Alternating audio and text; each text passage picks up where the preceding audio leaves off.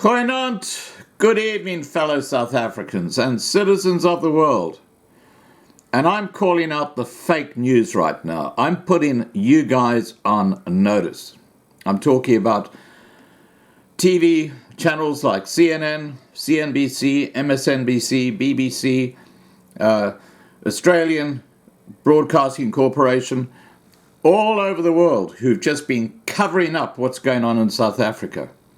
You know, in South Africa right now, we're on the cusp of something absolutely terrible happening. You have to look no further than the amount of disruption that's going on the roads.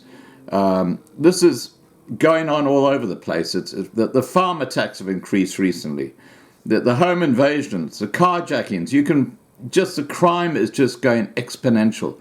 And the really important factor that is so overlooked is that the black-on-black crime is just going ballistic. You know, there is so much xenophobia in South Africa right now, so much looting of shops. And in this situation, you've got a tiny minority of white people and a larger minority of colored people, and again, a very small group of Indian people who are stuck in this bubble with the chaos that's happening around them. They're not part of it. The black on white violence, just as an example, is horrific. That's happening right now in South Africa. And because of pre-1994, somehow that's okay. Well, I'm telling you right now, guys, you friggin' fake news, it's not okay. People are dying. People are being killed. People have been tortured, they've been slaughtered, they've been raped. You imagine if this was happening to your family back in America or back in Europe or back in Australia. You would be going ballistic. But no, you look the other way. And I'm putting you guys on notice right now. I'm putting you on notice right now because I can sense something terrible is happening in the wind. I can just feel it. I'm telling you guys, you better start reporting what's going on in South Africa.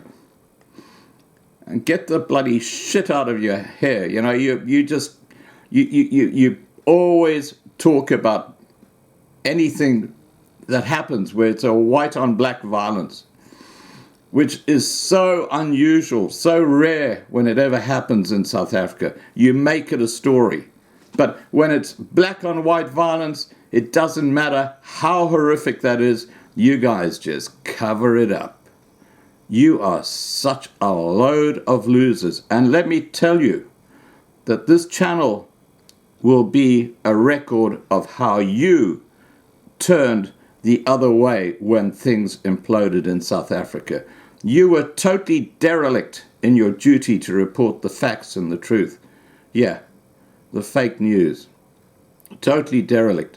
And you've got an ANC government in there right now who don't know what the heck they're doing. You know, they're talking about food, you know, harvesting food and shit like that. And what do? They're now threatening to take away the livelihood of commercial farms and white farmers who are producing the country's food. That's what they're doing. There's an L factor here missing in this government. And of course, it's spurred on by people like Julius Malema and the EFF, who are basically just a bunch of idiots. Look, I am appealing right now to the fake news out there to start sitting up and taking attention about what's going on in South Africa, because when the shit hits the fan, I'm going to be the first one who points a finger at you and says, where were you? Where the F were you? Because you've been given so many opportunities to report on what's happening in South Africa, and you've just chosen to look the other way. Well, you know what? It was only about, 70 years ago, a similar scenario happened in another European country. And people looked the other way. And historically, those people still hang their heads in shame. And historically in South Africa, when things start going pear-shaped, you are going to be in the front line of being complicit in what happens to the minority groups in South Africa. Complicit by totally ignoring the news stories that should be covered. All right, I've had a bit of a rant. Please remember to subscribe to be kept informed. Ring the bell to get the updates. And have a good evening. I'm not going to say have a great evening because I know people in South Africa are terrified.